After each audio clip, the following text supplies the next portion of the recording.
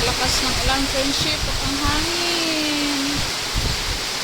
Ito na ba yung sinabi ni Sir Mark, yung isa sa mga subscriber natin na may pagpo?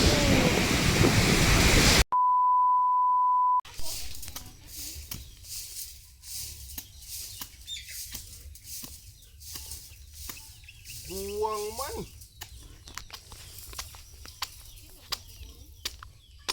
Pili paganig. Green.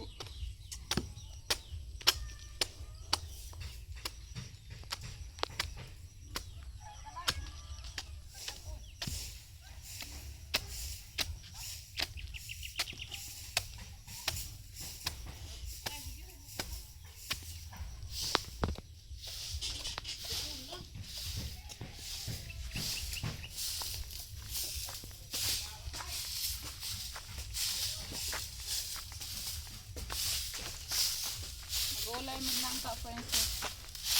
Tigil ko muna to kaya mag-init ng tubig daan para mabilis maluto yung gulay natin. Magpakulo ko ng tubig para pagkatapos ni Ruben maghiwa, pwede na yung pinakulong tubig. Kaya na yung magtapos niya.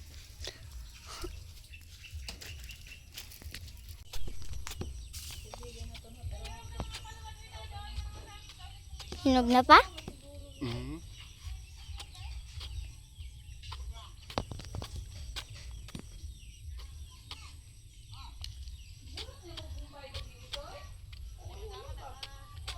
Gulay tayo ng langka, prinsip.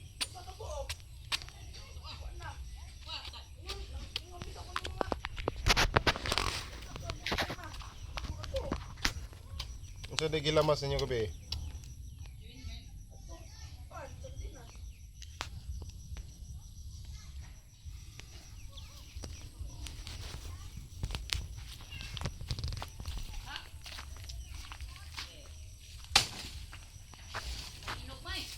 Tulog to.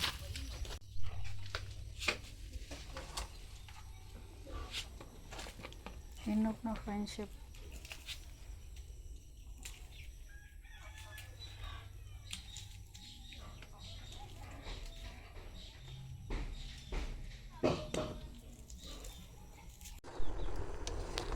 Ito na yung langka natin, friendship.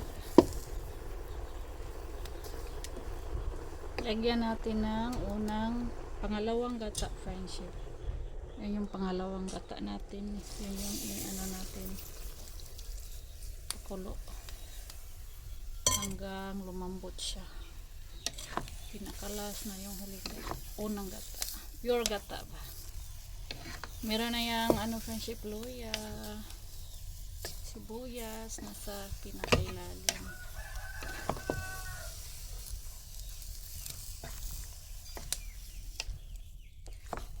Tanglad.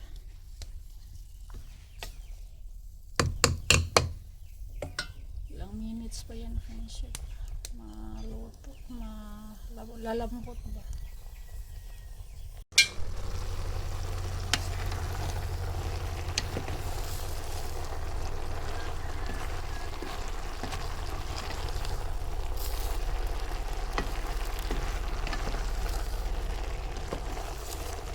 Sa friendship, meron pa pala.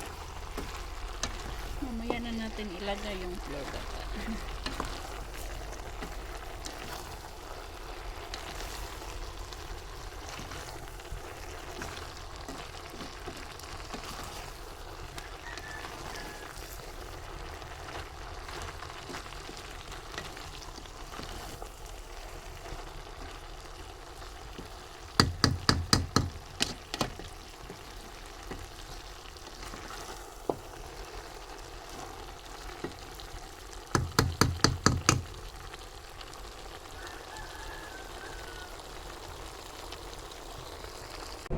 Ito na yung pure gata natin, friendship. Ilagay na natin sa ating langka kay luto naman yun. Nilagyan ko yan ng sibuyas, sili para mabango.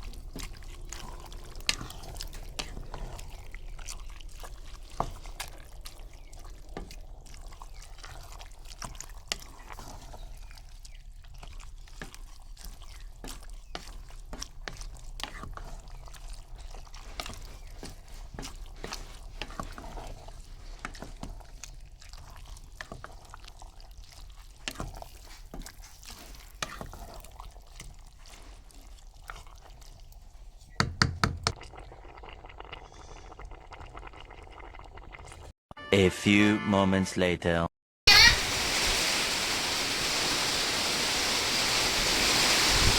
Grabe ang lakas ng ulan, friendship, at ang hangin. Ito na ba yung sinabi ni Sir Mark, yung isa sa mga subscriber natin na may pagpo?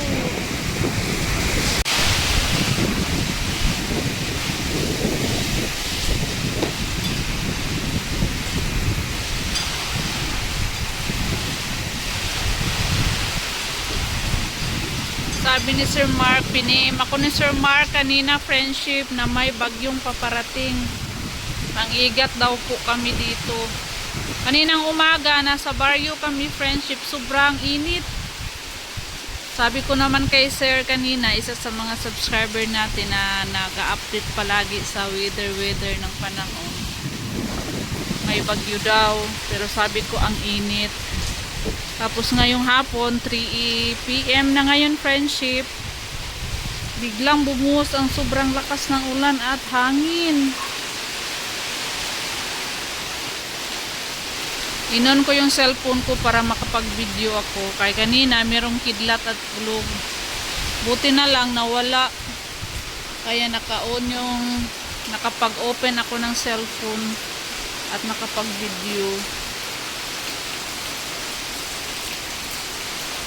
Sana tuloy-tuloy na yung ulan, friendship, para makapagsimula na tayong makapagtanim. Kahit late na, magtanim pa rin.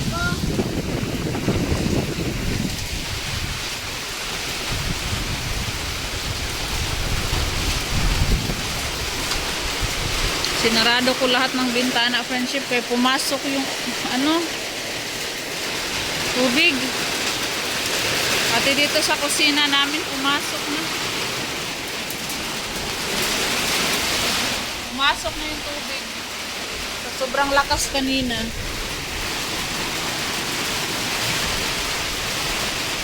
Thank you, Lord. Ang lamig. Hindi katulad ng mga nakaraang araw na sobrang init. Masaya ako, friendship, basta uulan, kay malamig ang panahon, makatulog ako ng maayos.